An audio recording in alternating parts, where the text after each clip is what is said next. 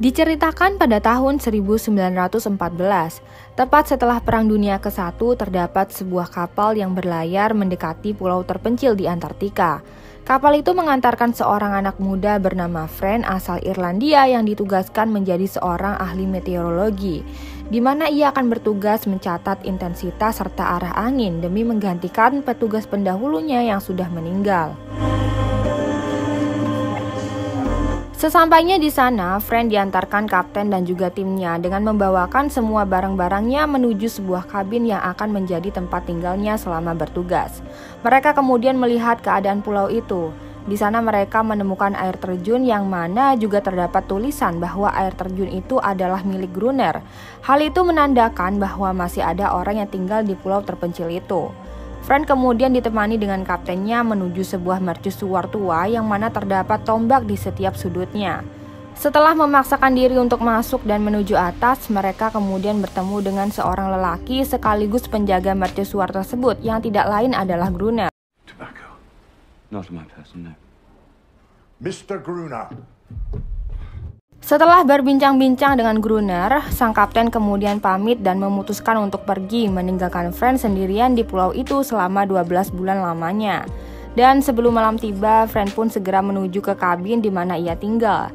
Saat melihat-lihat keadaan kabin itu, ia kemudian menemukan sebuah buku diary milik ahli meteorologi sebelumnya. Di dalam buku diary itu dituliskan bahwa di pulau itu akan ada segerombolan makhluk-makhluk aneh yang keluar dari dalam lautan yang suka menyerang pada malam hari. Keesokannya di hari pertama bertugas, French melihat ada beberapa lingkaran aneh dari batu yang berjajar rapi di pinggiran pantai. French tidak terlalu menghiraukannya dan mulai fokus untuk menjalankan tugas perdananya itu. Sekembalinya bertugas pada malam harinya, French mendengar ada suara ketukan pintu. Ia pun mengira bahwa itu adalah Gruner yang datang. Namun saat mencoba untuk membuka pintu, ia melihat sebuah tangan berbentuk aneh persis seperti apa yang tergambar di dalam buku diary semalam. French pun dengan spontan langsung menginjakan kakinya yang seketika membuat makhluk itu merasa marah dan memaksa untuk masuk. French yang merasa panik pun segera bersembunyi di ruangan bawah tanah. Karena merasa sangat takut, keesokan harinya French segera menuju mercusuar berharap bisa bertemu dengan Gruner. Namun yang ada, Gruner malah tidak peduli sama sekali. Akhirnya French pun membuat pertahanan sendiri dengan menaruh kayu-kayu yang ditumpahi minyak. Beruntungnya saat itu juga French juga menemukan sebuah senapan lengkap dengan peluru untuk melindungi dirinya saat malam tiba. French pun kembali mengintip di balik pintu, dan benar bahwa makhluk itu datang lagi dengan membawa pasukan yang jumlahnya semakin banyak. French yang tidak sanggup menembakinya satu persatu akhirnya terpaksa melemparkan kobaran api yang seketika membuat kebakaran besar hingga kabin miliknya juga ikut terbakar. Hal tersebut tentu membuat French terpaksa melarikan diri dan berlindung di balik bebatuan. Hingga keesokan harinya saat terbangun, ia pun sudah melihat bahwa separuh kabin miliknya itu sudah rusak.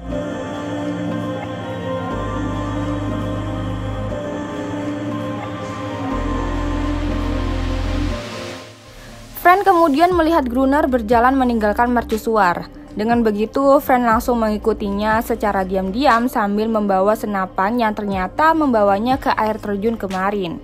Saat bersembunyi, French yang ada malah dikagetkan dengan kehadiran satu makhluk aneh kemarin yang ternyata adalah peliharaan serta budak pelampiasan seks Gruner.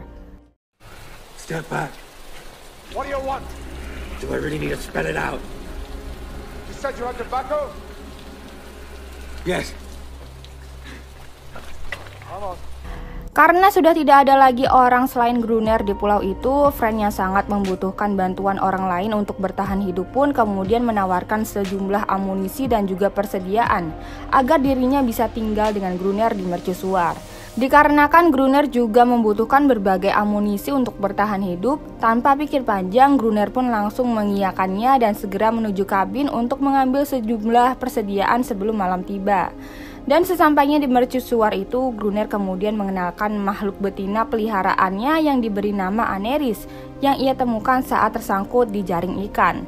Hingga malam pun kembali tiba, Gruner pun mengajak French untuk bersiap-siap mengeluarkan semua senjata demi berperang melawan makhluk-makhluk aneh yang keluar dari lautan. Namun di serangan pertamanya, Fran malah jatuh mundur dan pingsan karena ketakutan. Melihat Fran yang penakut, Gruner kemudian memberikan kesempatan lagi keesokan malamnya untuk kembali menembaki makhluk-makhluk itu.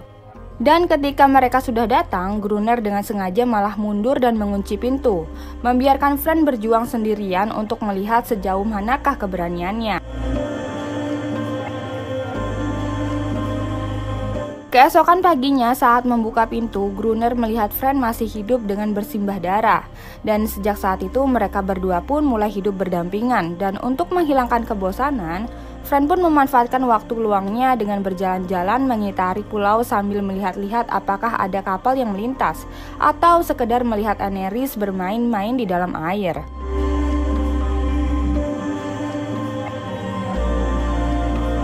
Hingga pada suatu malam, Fran dan Gruner malah asik bermain catur yang membuat mereka berdua lupa untuk menutup pintu. Sehingga yang ada makhluk-makhluk itu pun masuk bahkan sampai ke atas dan berhasil menggigit kaki Gruner saat melarikan diri.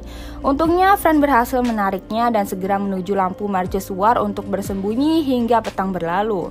Merasa sudah tidak sanggup lagi jika setiap malam harus seperti itu, apalagi ditambah persediaan amunisi dan persenjataan yang semakin menipis, Fran pun yang tiba-tiba melihat kapal melintas segera mengambil flare gun untuk meminta bantuan. Namun yang ada, Gruner malah mengambil flare gun itu dari genggaman Fran dan menghentikannya dengan paksa. Hal itu dikarenakan Gruner tidak ingin Fran meninggalkannya seorang diri. Karena sangat bosan, keesokan harinya Fran pun menghabiskan waktu dengan jalan-jalan lagi. Ia kemudian bertemu dengan Aneris yang sedang duduk-duduk sendirian. Mereka kemudian menghabiskan waktu melihat lautan bersama. Fran juga menunjukkan sebuah ukiran berbentuk kapal yang ia buat dari tulang ikan paus. Namun seketika setelah melihat ukiran itu, Aneris tiba-tiba menunjukkan Fran sebuah kapal sekoci yang terdampar.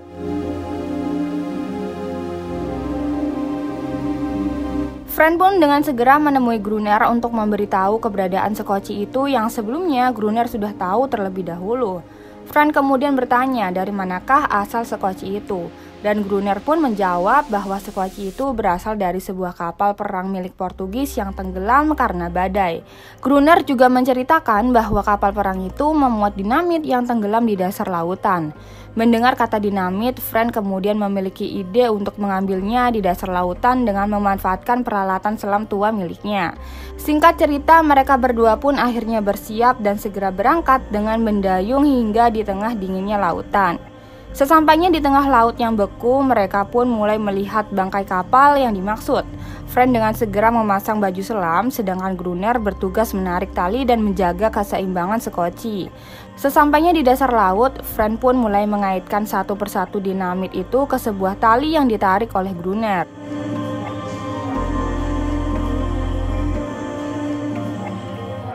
Setelah berhasil, Gruner dan juga Fran segera memasang dinamit-dinamit itu di luar mercusuar sambil menunggu kedatangan makhluk-makhluk itu di malam hari. Namun entah kenapa di malam itu juga makhluk itu tidak ada yang datang sama sekali. Bahkan tidak hanya malam itu juga, makhluk-makhluk itu juga tetap tidak datang hingga 3 minggu lamanya. Karena mereka adalah saudara dan juga teman-teman dari Aneris, Gruner pun yakin bahwa Aneris lah yang memberitahu keberadaan dinamit itu kepada mereka semua. Karena kelewat kesal, Gruner lalu membawa Aneris keluar dan menyuruhnya untuk berteriak memanggil teman-temannya sambil menangis. Dan benar saja seketika teman-teman Aneris datang dan langsung menyerang mercusuar itu. Bahkan saat itu jumlahnya jauh lebih banyak dari biasanya. Tanpa pikir panjang, Fran segera memanfaatkan momen itu dengan segera menghubungkan kabel ke dinamit dan segera meledakkannya.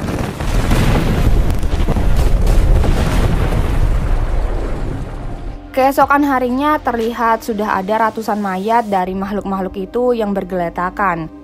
Untuk memastikan bahwa makhluk-makhluk itu sudah mati, Gruner pun tidak segan menyiksa dan menusuknya dengan tombak. Dan di saat itu juga Aneris pergi meninggalkan Fran dan juga Gruner selama berhari-hari. Fran kemudian merasa bersalah kepada Aneris karena ia telah membuat teman-temannya mati. Fran kemudian berusaha memanggilnya dengan membuat lingkaran dari bebatuan dengan meletakkan ukiran kapal di tengahnya. Hingga Fran kemudian dikagetkan dengan melihat kedatangan satu makhluk aneh yang diikuti Aneris dari belakangnya.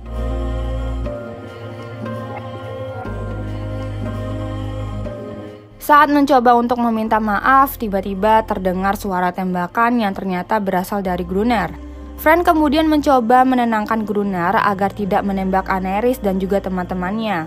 Gruner kemudian pergi dan kembali menuju mercusuar.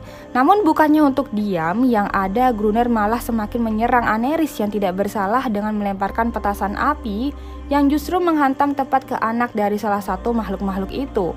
Hal itu tentu membuat Aneris merasa marah dan langsung segera pergi. Karena merasa sangat kecewa, Fran segera menuju mercusuar dan menghajar Gruner. Sejak saat itu, Fran mengetahui bahwa sebenarnya ada masalah dengan mental Gruner.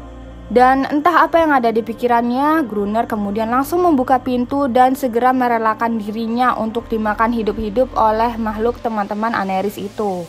Hingga pada suatu hari, Fran kemudian dibangunkan dari tidurnya oleh seorang kapten yang membawa ahli meteorologi yang baru yang akan menggantikan dirinya.